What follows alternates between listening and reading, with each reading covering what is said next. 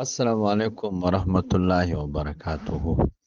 محترمه، تاسو سوال کړی دی چې ټای لګول د مسلمان د پاره څنګه دي.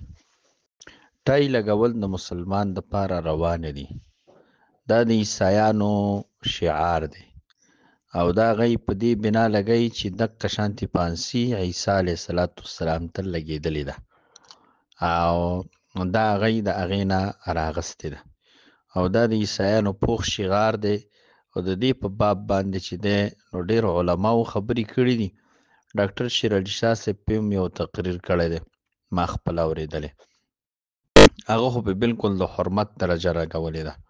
نور ډېر علماو پې لیکلي هم کړي دي، خو د ټولو نه ښه کتاب چې پې ښه لیکل کړي دي نو هغه فتاوی تطارخانیه ده. هغې په کتاب اللباس کې راغستې ده چې دا د هغې شعار دی او دا د مسلمانانو دپاره روانه ده.